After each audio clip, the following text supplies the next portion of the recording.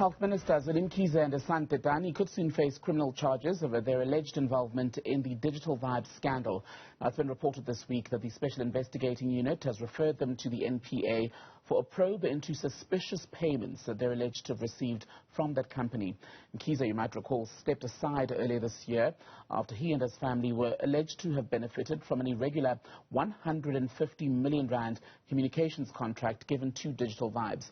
The company is owned by Mkhize's associate Mathekga, who is said to enjoy a close relationship with the minister's son Dedani. The minister and his son have denied corruption allegations. Let's talk about the political implications of this week's revelations with commentator and analyst Mathekga joining us now live. Ralph, good to have you on Newsfeed PM. We've seen the reports this week about what that SIU report says. Is this the end of the road politically for Zweli Mkhize? Thank you, Themebkile, and good afternoon to your viewers. This is quite a difficult one for the minister. I mean, even for President Ramaphosa, you can imagine what that will mean to lose someone that was almost your front man, was almost your, actually, during the time of the pandemic such as this. This is the minister who has been at the forefront of government policy. So to have the minister having to leave their position, even in the first place, by way of that suspension, it was going to get to this point. And I think that for Minister Zweli Mkhize, I mean, I've spoken to a lot of journalists who were actually beginning to profile the minister even before this scandal came about, because people were already thinking that maybe this is someone who could throw their name in the hat in the next leadership contest of the ANC. So it appears that that is just gone. I mean, there is just no return from this as far as this report is concerned. It is highly unlikely that the minister can prove otherwise, given what is being stated in this report. I mean, it's one thing to actually be accused of a dereliction where you have not exercised responsibility as you were supposed to. And it's quite another being accused of actually benefiting from that dereliction. So this is what the minister is dealing with now, that his family, according to this report, implicating his son as well, that his family seems to have benefited improperly out of this. It is going to be very difficult for the minister to come back. This will most likely end his political ambition. And for those who haven't seen reports on what the SIU reporters reportedly found, the minister, as far as payments, is now linked to a sum of just almost 7,000 rand. According to these reports that we've seen, his son Dedani is said to have received payments of up to 3.8 million rand. He's issued a statement subsequently denying that he got any monies related to the Digital Vibes deal specifically. I don't want us to go into the merits of what the SIU is saying and the denials, Ralph. What I want to ask you is about the way forward for President Cyril Ramaphosa and Minister Mkhize, who's been home now for a few months. Is it wise for them to sort of sit in silence while all of this goes on, or should actually the minister just resign, guilty or innocent? I mean, we can't shy away also from the details. I mean, if you look at what the SIU is saying, they are saying that of the 90 million rands that was paid to Digital Vibes, the minister and his son comes out as one of 20 people who are supposed to have actually received payment from that. That's quite specific enough. It's not easy to challenge that unless otherwise you point to an error. And that actually forces President Ramaphosa's hand to release the minister. Because initially, when the president actually took a view out of circumspect that the minister had to be being placed on suspension as opposed to being fired, it was just being careful. Probably the president was wishing that the report did not come out this way, but the report has come out in a way that you just cannot sit in silence.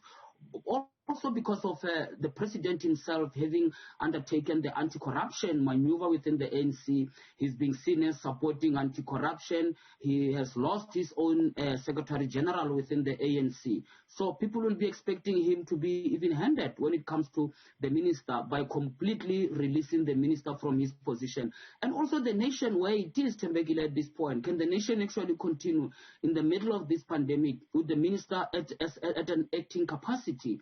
During a moment like this, it just doesn't instill confidence about the leadership. So you really need to have a permanent minister there and try to move on as the president away from this and let the law take its own course as to how the issue will be expedited. There is no longer a political solution that President Ramaphosa could actually come out on this The issue had entered that prosecution as the SIU has requested the NPA to take the matter forward.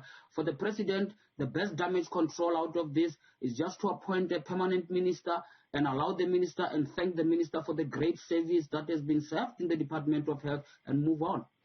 You mentioned the point about confidence, Ralph, and Zweli Mkhize at the beginning of the pandemic especially enjoyed a great deal of the confidence. People were saying, oh, well, it's a good thing that when South Africa went through the pandemic, there was a man in office who was a qualified doctor, who was able to communicate clearly, and then bam, digital vibes happened. And we're back to people asking the question, will we ever be left with any clean leaders in government, people who we can all go to bed peacefully and not have to worry about a scandal in the background?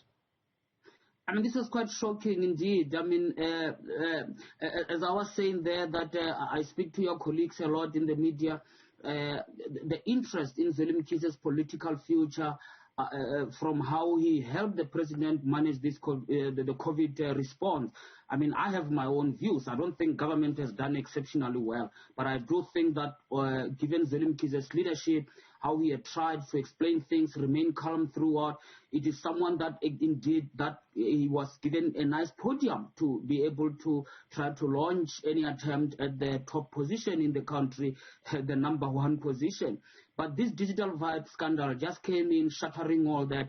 The report is coming out. This is just one of those things that you look at the anti-corruption within the ANC, and you conclude that it is very difficult. There are very few people who are not implicated in any of this thing. And again, it goes along this factional battle that is happening within the ANC. The other faction will be demanding for the president to actually act on this instead of political consideration, where he is already being accused of being soft on Minister Zweli Mkhize. So it is quite sad to see how careers that could have been built differently have been shattered by corruption scandals. And again, within the ANC, it's like you don't find people that are clean versus those that are implicated.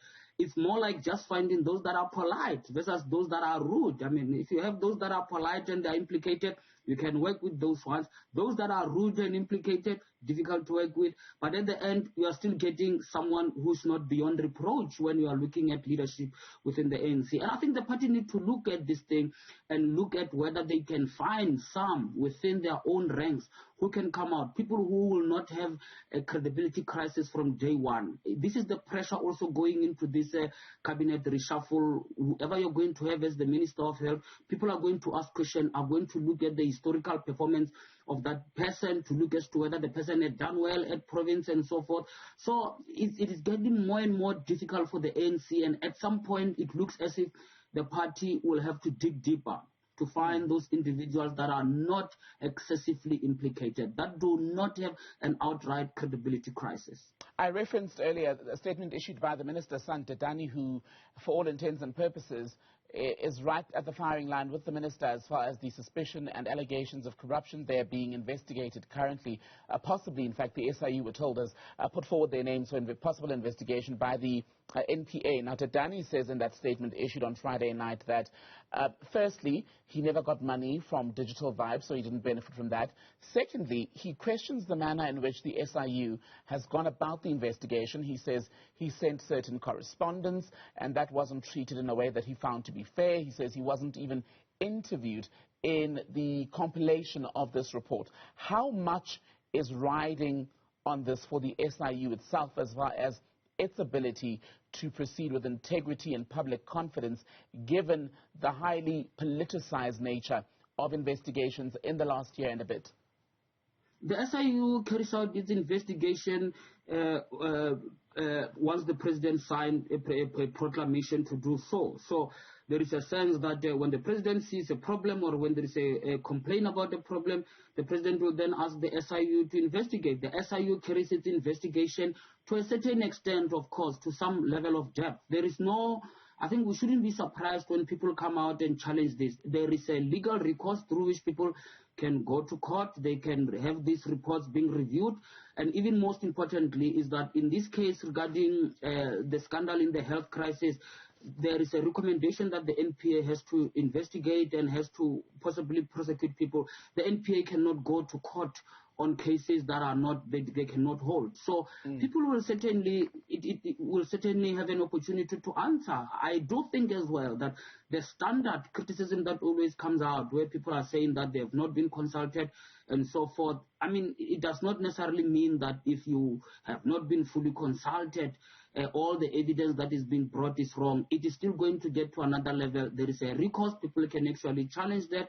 The reality, though, is that there is always this suspicion, and there will always be this suspicion, because this is signed by the president. The decision to investigate has to be signed off by the president through proclamation. There will always be the idea that people believe that some are being thrown under the bus.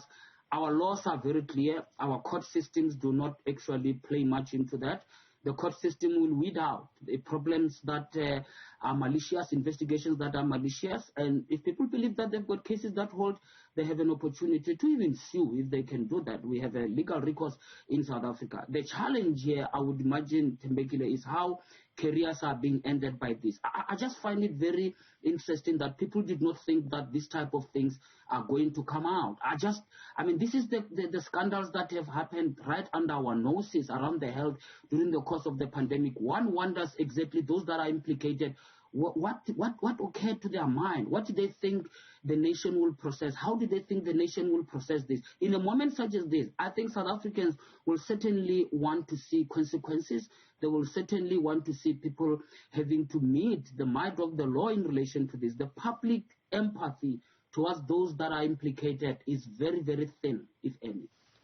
Ralph Mathekga, good to speak to you, political analyst and commentator, as we begin to watch, or continue, in fact, to watch what the presidency's next move will be as far as that Digital Vibes investigation and the report from the SIU is concerned.